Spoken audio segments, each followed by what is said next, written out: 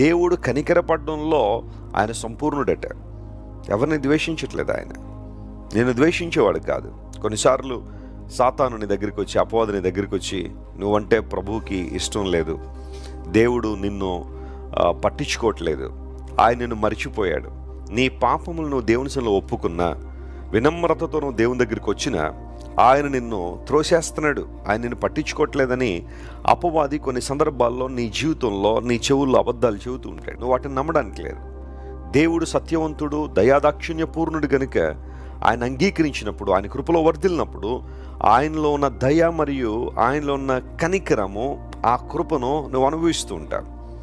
ఇంకొక మాట ఇక్కడ గమనించాలి, దేవుడు దీర్ఘశాంతుడని. కొన్నిసార్లు మనం ఆయన ఎదుట విరోధంగా ప్రవర్తించినప్పుడు, పాపములో పడిపోయినప్పుడు, అపరాధముల చేత మనం నింపబడినప్పుడు నిజంగా దేవుని ఉగ్రత మన మీద దిగొచ్చేసి ఉండుంటే నేటికి మనం నిలిచి ఉండేవారం కాదు, మన ఏ ఒక్కరూ సజీవులుగా ఉండేవారం కాదు. దేవుడు మన పట్ల దీర్ఘశాంతాన్ని ఆయన చూపిస్తున్నాడు. ఆయన కొంతమంది ఇలా అడుగుతూ ఉంటారు, వెస్లీ గారు యేసు ప్రభు తిరిగి వస్తాడని చాలాసార్లు చెబుతున్నారు కదండి, ఇంకా ఆయన ఎందుకు తిరిగి రావడం లేదు? యేసు ప్రభు రెండవ రాకడ ఇంకా ఎందుకు సంభవించట్లేదని కొంతమంది అడగచ్చు. అయితే ఆ ప్రశ్న కనుక నీలో ఉంటే దానికి సమాధానం ఏంటో తెలుసా?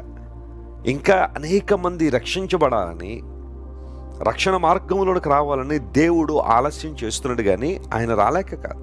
ఆయన దీర్ఘశాంతం చూపిస్తున్నాడు దానిలో. ఎందుకోసం అంటే ఆయన పోలికలోనికి మార్చబడాలని దేవుడు మనల్ని ఆశిస్తున్నాడు. రక్షణ పొంది నిత్యరాజ్యంలో మనందరం ఉండాలని దేవుడు కోరుతున్నాడు. కాబట్టి మన పట్ల ఆయన దీర్ఘశాంతాన్ని కలిగి ఉన్నాడు.